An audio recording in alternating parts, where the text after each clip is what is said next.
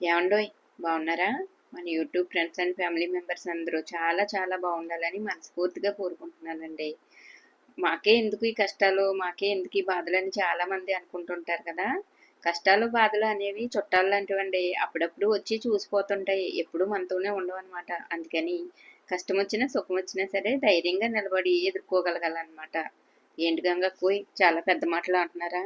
కాదండి, అనుభవం నేర్పిన పాఠాలు మరి, అంతే కదా.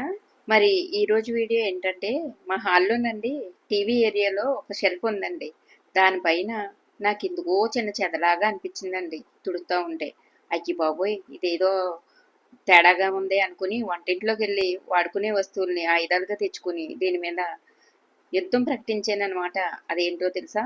అట్లు తిరిగేసుకుని అట్ల కాడ దాంతో చివర పట్టుకుని మొత్తం అంతా గెంటితే అండి ఏమీ లేదండి, ఎత్తికేని చేదేమో అనుకుని భయపడ్డాను కానీ చీమలేయో కొంచెం పుట్టల కింద పోసేయండి బాబు, అంతే.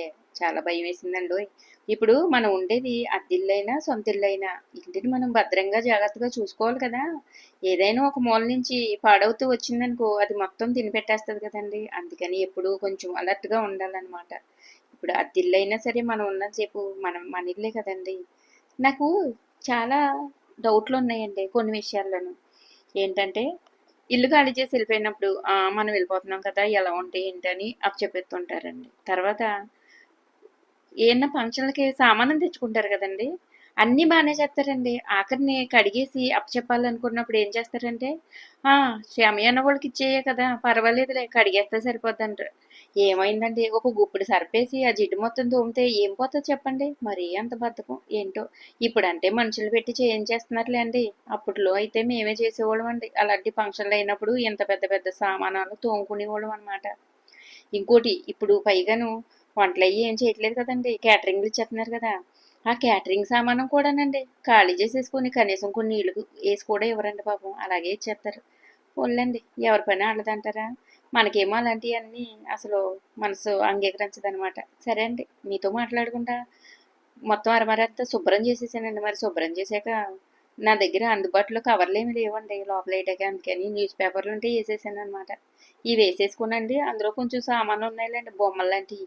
అవి మళ్ళీ శుభ్రంగా దులిపేసుకుని అందులో సర్దుతున్నాను అనమాట నీట్గా. రండి మీకు కూడా చూపిస్తాను. ఈ బొమ్మలు ఎప్పుడు అంటే దాదాపు ఒక 20 సంవత్సరాలు పైనే అవుతాయండి. ఎందుకంటే మా పిల్లలు చిన్నప్పుడు అండి. అంటే పిల్లల పేరు బొమ్మలు కానండి, వాళ్ళని ఎప్పుడూ ఆడుకునేవ్వలేదండి వీటితోటి. అంటే కింద పడితే పగిలిపోతాయి అని చెప్పి ఎప్పుడు దాస్తానే ఉండేదాన్ని అనమాట.